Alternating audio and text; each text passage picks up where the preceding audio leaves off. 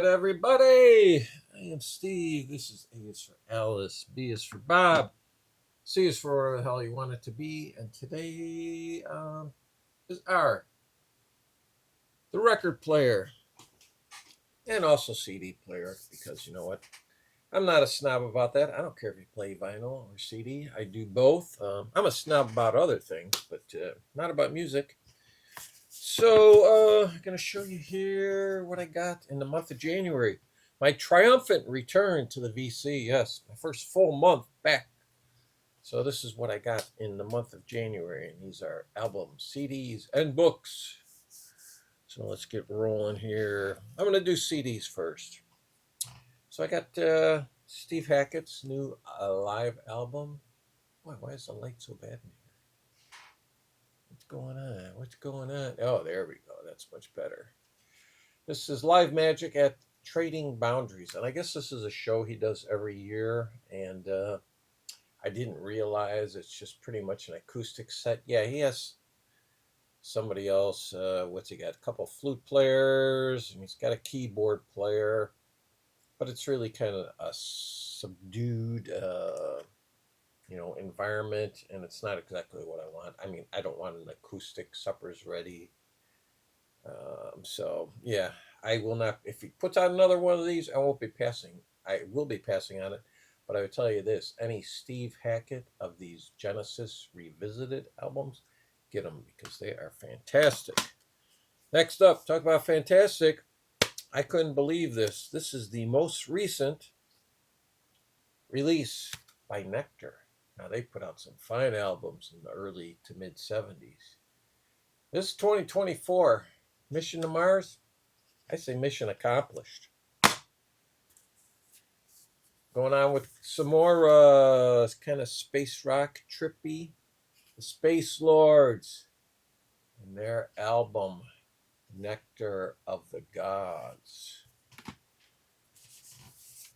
I have this album, and this was actually my album of the year of 2024.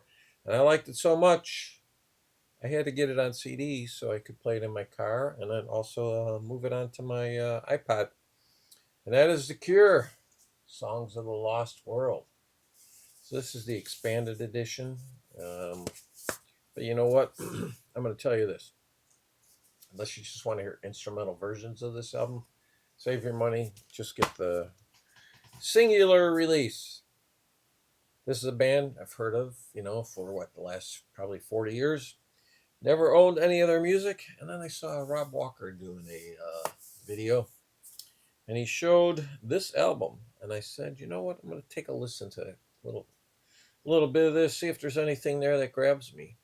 And What Are You Gonna Do With Your Life by Echo and the Bunnymen. And actually, I like this a lot. This is, I think, like the 25th anniversary of this or whatever, because it's an expanded edition. You get some live tracks on here, too. This is pretty good. I will say the lead singer, and I forget his name, sounds a lot like Richard Ashcroft of Verve.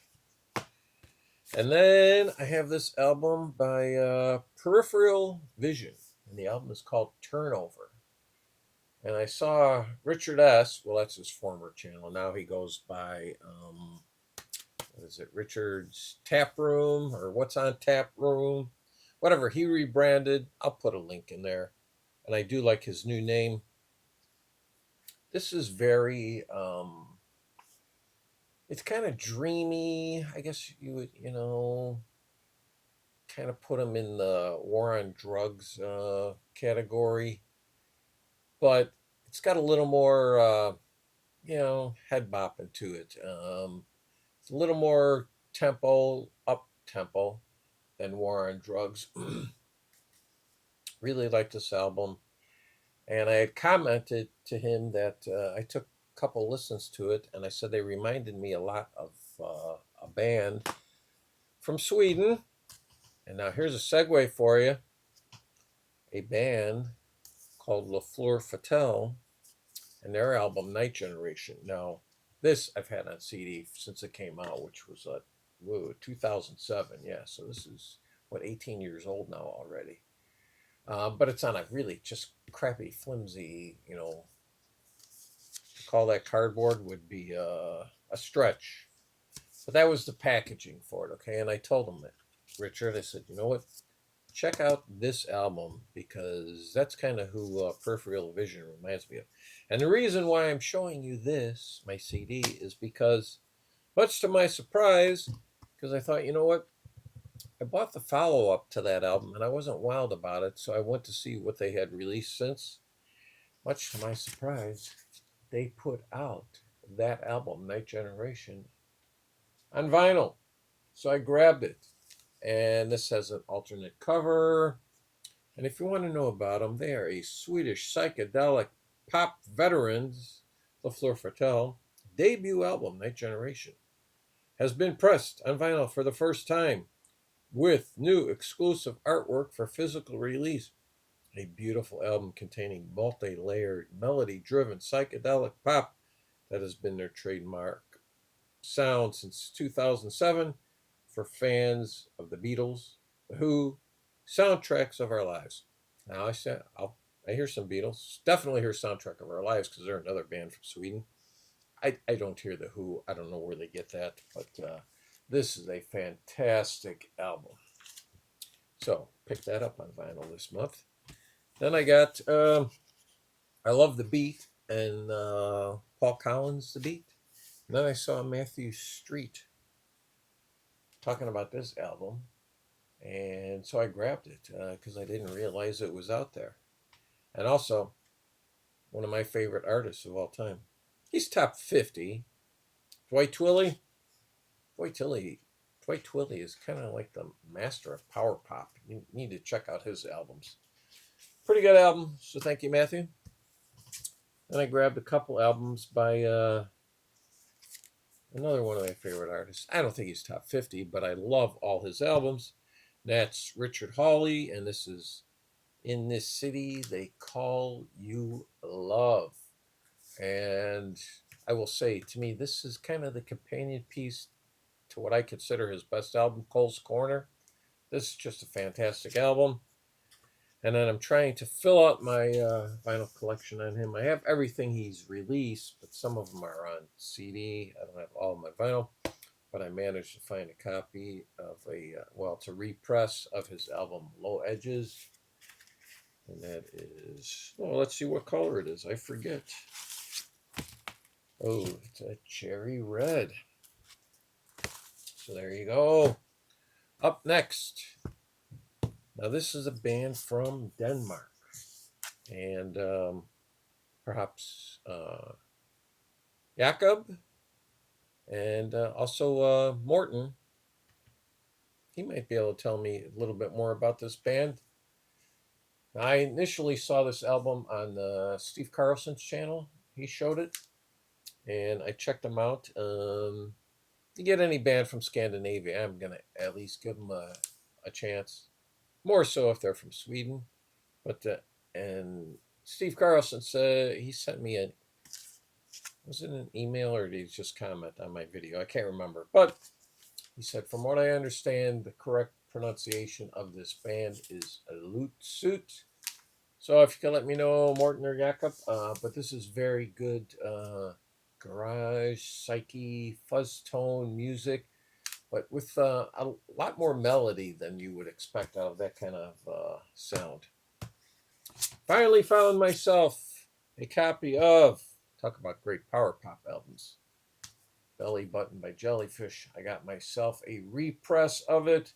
So happy to have it. Alex, Beer and Vinyl, the other day was just showing off his original. All right, up next, a band I was pretty much championing all last year.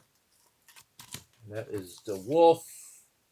And what the hell is the name of that album? Love and something and in between. I can't remember exactly. It's got a long title, but it was a fantastic album. And this is their album, Muscle Shoals. Now, that album, the one before, The Love and whatever it is, you know what? Instead of me pretending here, let me grab the copy of it. So even see what the hell we're talking about. In case you want to grab it. Love, Death, and In Between. There it is. Beautiful album cover. Fantastic album. Initially, when I got this, I got the CD. And then I was able to find the vinyl.